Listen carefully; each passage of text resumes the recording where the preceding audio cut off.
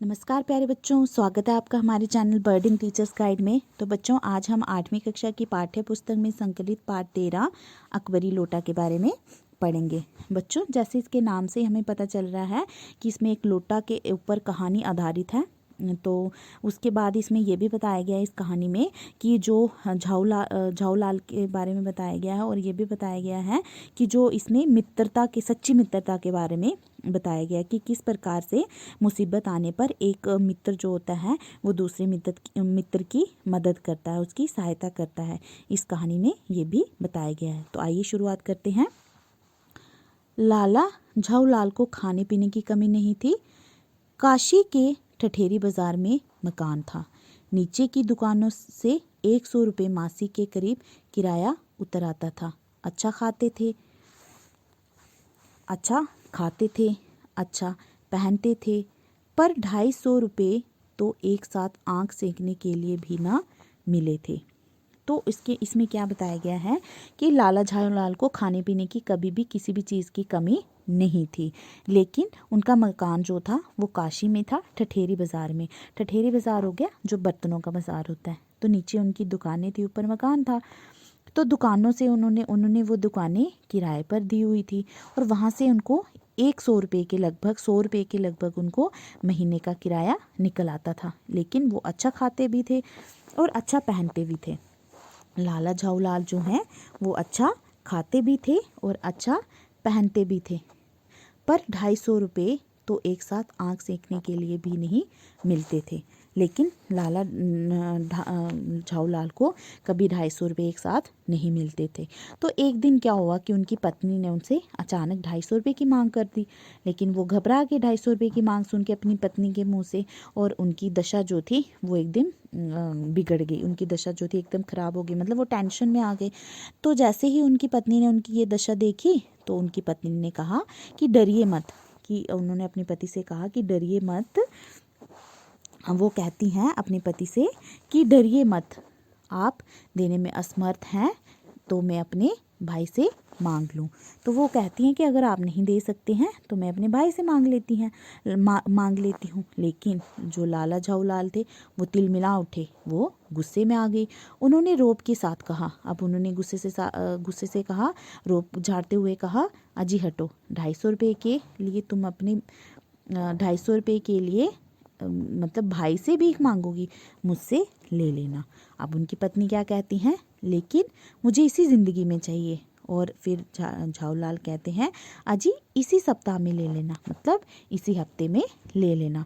सप्ताह, अब उनकी पत्नी कहती हैं कि सप्ताह से आपका तात्पर्य 7 दिन से है या 7 वर्ष से। लाला झाऊलाल ने रोब के साथ खड़े होते हुए कहा, आज से 7वें दिन मुझसे 250 रुपये ले लेना। अब लाल जो हैं उन्होंने अपनी पत्नी को बड़ा रोब झाड़ते हुए कह दिया कि आज से जो 7वां दिन होगा उस दिन तुम मुझसे 250 रुपये ले लेना। लेकिन उनकी पत्नी ने ऐसा क्यों कहा कि भाई इसी सप्ताह से आपका क्या मतलब है, 7 दिन से है या 7 वर्ष से, और मुझे इसी ज़िंदगी में चाहिए। ऐसा उनकी पत्नी ने इसलिए कहा होगा क्योंकि उन्होंने पहले भी कभी लाला झाऊलाल से कोई चीज़ मांगी होगी, लेकिन उन्होंने नहीं ला के दी होगी। अगर ला के दी भी होगी तो समय पर नहीं ला के दी होगी, तो इसलिए उन्होंने ऐसा कहा होगा।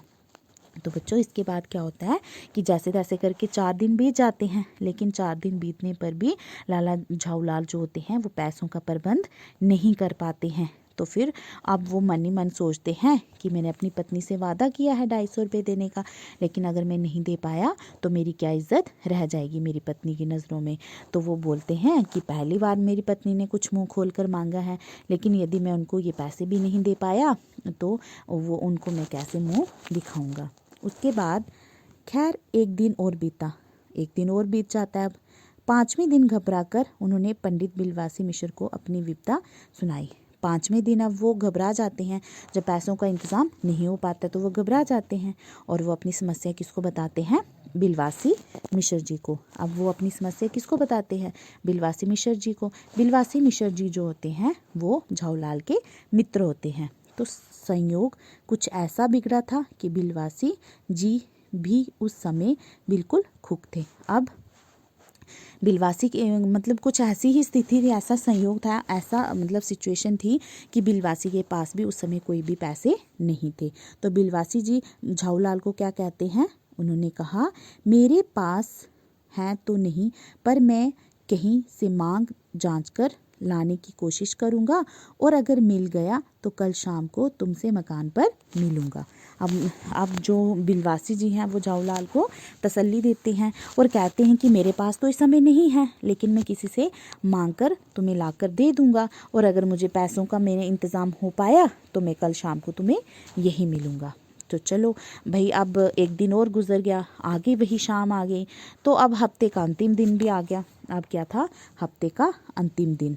तो कल 250 रुपये या तो गिन देना या सारी हैंकड़ी से हाथ धोना है। अब वो झाऊलाल सोचते हैं कि अब क्या होगा, अब क्या होगा। वह सोचते हैं कि अब तो या तो कल मुझे 250 रुपये अपनी पत्नी को देने हैं, या जो मेरी जितनी भी अकड़ है, मेरे में जितने भी अकड़ है, जितना भी मेरा मान सम्मान है, वो सब मेरे को खोना पड़ेगा अपनी पत्नी की नज़रों में। और फिर वो कहते हैं कि अगर मैं रुपये ना भी दे पाया तो मेरी पत्नी क्या करेंगी, ज़्यादा से मुझे कौन सा, बोलते हैं कि मेरी पत्नी कौन सा दामल फांसी ना कर देंगी, केवल ज़रा सा हंस देगी। पर वह कैसी हंसी होगी, कल्पना मात्र से झाऊलाल में मरोड़ सी पैदा हो जाती है। अब वो बोलते हैं कि कौन सा वो मुझे दामल फांसी होगी, यहाँ पे दामल फांसी होगी या कोई देश निकाला या उम्र कैद की सज़ा थोड़ी दे देंगी वो मुझे, वो तो मेरे पर हंस देगी ज़रा सी। और लेकिन वो उनकी हंसी जो होगी वो मेरे लिए कैसी होगी, मेरी मान सम्मान की, जो मेरी मान सम्मान मेरी प्रतिष्ठा होगी वो उस हंसी से मैं वो सब कुछ खो दूंगा। तो अब लाला झाऊलाल जी क्या करते हैं, जैसे ही घर में आते हैं, घर में एंट्री करते हैं, तो उन्होंने नौकर को आवाज़ दी आते ही, लेकिन नौकर नहीं था, खुद उनकी पत्नी पानी लेकर आई। उनकी पत्नी पानी लेकर आई। अब वह पानी तो ज़रूर लाई, पर गिलास लाना भूल गई। केवल लोटे में पानी लिए वह प्रकट हुई। तो बच्चों, यहाँ से अब लोटे की कहानी शुरू होती है। तो अब उनकी पत्नी जो थी वो खुद पानी लेकर आई और लोटे में पानी लेकर आई, और गिलास लाना भूल गई। और वो लेकर भी कौन से लोटे में पानी लेकर आई, जो लाला झाऊलाल को वह लोटा बिल्कुल भी पसंद नहीं था, क्योंकि उसकी बेढंगी सूरत थी। बेढंगी सूरत मतलब लोटा तो नया था, 1-2 साल तक ही चला 1-2 साल से मतलब ही पुराना था, ज़्यादा पुराना भी नहीं था। लेकिन जो उस लोटे पे जो डिज़ाइंस बने हुए थे वो उन्हें बिल्कुल भी अच्छे नहीं लगते थे, वो उन्हें बिल्कुल भी पसंद नहीं थे।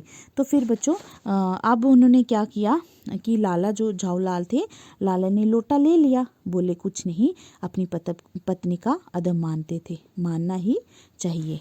तो यहाँ पे अब लाला झाऊलाल जो थे उन्होंने अपनी पत्नी से कुछ नहीं कहा और चुपचाप ही वह लोटा ले लिया। और क्यों ले लिया, क्योंकि वे अपनी पत्नी का अदब मानते थे। अदब हो गया यहाँ पे, वो अपनी पत्नी का मतलब कि अपनी पत्नी का वो अदब मानते थे, अपनी पत्नी की इज्जत करते थे, इसलिए उन्होंने वह लोटा चुपचाप ले लिया और उन्होंने कुछ भी नहीं कहा। और ऐसे मन ही मन उन्होंने क्या सोचा कि झाऊलाल को उन्होंने मन ही मन सोचा कि लोटे में पानी दे तब तो गनीमत है, अगर चूं कर देता हूँ तो बाल्टी में भोजन मिलेगा। अब उन्होंने मन ही मन क्या सोचा, अभी तो मुझे सिर्फ लोटे में पानी मिला है, लेकिन यदि मैं अब कुछ बोलूँगा, मुँह से कोई 2 शब्द भी निकालूंगा तो मुझे बाल्टी में भोजन करना पड़ेगा। तो लाला झाऊलाल जो थे, अब लाला अपना गुस्सा पीकर पानी पीने लगे। उस समय वे छत के मुंडेर के पास खड़े थे।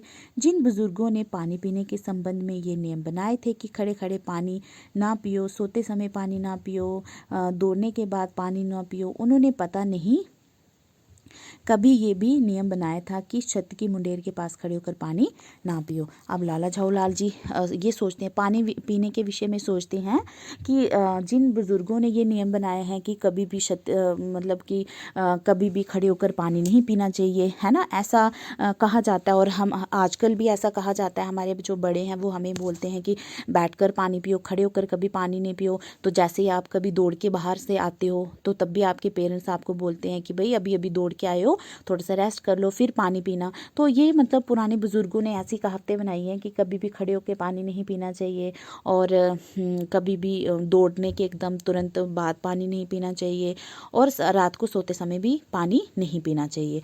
तो फिर वो सोचते हैं कि क्या कभी इस बारे में भी नियम बने हैं कि कभी भी छत की मुंडेर पर खड़े होकर पानी नहीं पीना चाहिए। तो वो बोलते हैं कि मुझे ऐसा लगता है कि वो इस महत्वपूर्ण विषय में ये नियम बनाना भूल गए हैं। फिर उसके बाद क्या होता है, लाला झाऊ उलाल मुश्किल से 1-2 घूंट पिए होंगे कि न जाने कैसे उनका हाथ हिल उठा और लोटा छूट गया। अभी उन्होंने 1-2 घूंटी पिया होगा, 1-2 सिपी पिया होगा कि उनका हाथ पता नहीं कैसे हिल गया अचानक से और लोटा छूट गया। अब क्या हुआ, लोटे ने दाएं देखा ना बाएं, वह नीचे गली की ओर चल पड़ा। अपने वेग में उल्का को लजाता हुआ वह आंखों से ओझल हो गया। किसी ज़माने में न्यूटन नाम के किसी खुराफाती ने पृथ्वी की आकर्षण शक्ति नाम की एक चीज इजाद की थी। कहना ना होगा कि वह सारी शक्ति इस लोटे के पक्ष में थी। अब वो बोलते हैं कि जैसे ही वो लोटा नीचे गिरा, उसने ना दाएं देखा ना बाएं देखा, मतलब वो फटाफट लुढ़कता एक गली में जा पहुंचा। अब वो न्यूटन लॉ के बारे में सोचते हैं कि किसी व्यक्ति ने जो न्यूटन लॉ बनाया था, उसने तो पृथ्वी के आकर्षण शक्ति के बारे में बनाया था। तो अब ऐसा लगता है कि जो वो न्यूटन लॉ है यहाँ पे लागू हो रहा है, मतलब लोटा पृथ्वी जो है लोटे की अपनी तरफ जल्दी जल्दी खींच रही है। तो लाला को काटो तो बदन में खून नहीं। अब क्या बोलते हैं, ऐसी चलती हुई गली में वह तिमजले से भरे हुए लोटे का गिरना हंसी खेल नहीं। अब क्या होता है, यह लोटा ना जाने किस अनामिकारी के झोंपड़े पर काशीवास का संदेश लेकर पहुंचेगा। अब वो बोलते हैं कुछ हुआ भी ऐसा। अब कुछ क्या होता है, कुछ ऐसा हुआ कि गली में जोर से हल्ला उठा। लाला झाऊलाल जब तब दौड़कर नीचे उतरे, तब तक एक भारी भीड़ उनके आंगन में घुस आई। मतलब अब उन्होंने सोचा था कि पता नहीं, ना जाने अब ये लोटा क्या बवाल मचाएगा, ना जाने किसकी झोंपड़ी में जाकर घुसेगा। लेकिन अब वो सोच ही रहे थे कि तब तक गली में जोर से हल्ला जोर से शोर की आवाज़ सुनाई, और जब तक वो नीचे पहुंचते तब तक उनके आंगन में, उनके बाहर मतलब बहुत बड़ी भीड़ जो थी वो इकट्ठा हो चुकी थी। अब वो भीड़ इकट्ठा क्यों हुई थी? लाला झाऊलाल ने देखा कि इस भीड़ में प्रधान पात्र एक अंग्रेज है जो नक्शिक हो गया, सिर से लेकर पांव तक भीगा हुआ है, और जो अपने एक पैर को हाथ से सहलाता हुआ दूसरे पैर पर नाच रहा है। उसी के पास अपराधी लोटे को देखकर लाला झाऊलाल ने फौरन 2 और 2 जोड़कर स्थिति को समझ लिया। अब उन्होंने देखा कि उस भरी भीड़ में एक अंग्रेज है जो पूरा सिर से लेकर पांव तक भीग गया हुआ है, और एक हाथ से वो अपने पैर को सहला रहा है और दूसरे हाथ से लंगड़ा कर चल रहा है। अब लालो को फौरन 2 और 2 की मतलब यहाँ पे फौरन 2 और 2 जोड़ के स्थिति को समझ लिया। मतलब लालो को फटाफट से ये बात समझ में आ गई कि लोटा जो है वो किसको लगा है, झाऊलाल को जाकर लगा है। गिरने के पूर्व लोटा एक दुकान के साइबान से टकराया। पहले वो दुकान के जो दरवाज़ा था उससे टकराया, वहाँ टकराकर उस दुकान पर उस दुकान पर खड़े उस अंग्रेज़ को उसने सांगो पांग स्नान कराया और फिर उसी के बूट पर आ गिरा। अब पहले तो उसके सिर से नीचे पानी गिरा, मतलब उसने सिर से लेकर वहाँ पानी गिराया, फिर उसके बाद उसके बूट पर जाकर गिर गया। उस अंग्रेज़ को जब ये मालूम हुआ कि ये लाला झाऊलाल ही उस लोटे के मालिक हैं, तब उसने क्या किया, अपने मुंह को खोलकर मतलब उसने क्या किया, वो जैसे ही उसको पता चला ये लोटा लाला झाऊलाल का है, तो उसने क्या किया, फटाफट से वहाँ पे लाला झाऊलाल के वहाँ पे आ गया और वहाँ पर वो अंग्रेज़ी भाषा में गालियाँ निकालने लगा। अब अंग्रेज़ी भाषा में गालियाँ निकाल, क्योंकि वो अंग्रेज़ था तो जाहिर सी बात है वो अंग्रेज़ी में ही बात करेगा, तो अंग्रेज़ी में वो गालियाँ निकालने लगा। इसी समय पंडित बिलवासी मिश्र जी भीड़ को चीरता हुआ, मतलब जो पंडित बिलवासी जो उनके मित्र थे झाऊलाल के, वो क्या हो गए, वहाँ पे एंट्री करते हैं। जैसे वो वहाँ पर आते हैं, उन्होंने आते ही पहला काम ये किया कि उस अंग्रेज़ को छोड़कर जितने आदमी आंगन में घुस आए थे सबको बाहर निकाल दिया। अब लाला जवाहरलाल ने वो पंडित बिलवासी जी ने क्या किया कि सिर्फ अंग्रेज़ को छोड़कर बाकी सारे लोगों को वहाँ से बाहर निकाल दिया। फिर आंगन में कुर्सी रखकर उन्होंने साहब से कहा, आपके पैर में शायद कुछ चोट आ गई है, अब आप आराम से कुर्सी पर बैठ जाइए। साहब बिलवासी जी को धन्यवाद देते हुए बैठ के और लाला जवाहरलाल की ओर इशारा करके बोले, आप इस शख्स को जानते हैं? बिल्कुल नहीं, और ऐसे आदमी को जानना भी नहीं चाहता जो निरी राह चलतों पर लोटे के वार करे। अब क्या होता है, बिलवासी जो होते हैं वो सारी भीड़ को बाहर निकालते हैं। तो जैसे ही सारी भीड़ को वो बाहर निकालते हैं तो उसके बाद क्या होता है, वो उसको बैठने के लिए अंग्रेज़ को बैठने के लिए बिलवासी एक चेयर देते हैं, कुर्सी देते हैं, और जो बोलते हैं कि आप इस पर बैठ जाइए, लगता है कि आपको बहुत अधिक चोट आई है। तो अंग्रेज़ जो होता है उसको धन्यवाद देता है और लाला जवाहरलाल की तरफ इशारा करते हुए कहता है कि क्या आप इस शख्स को जानते हैं? बिलवासी से पूछते हैं।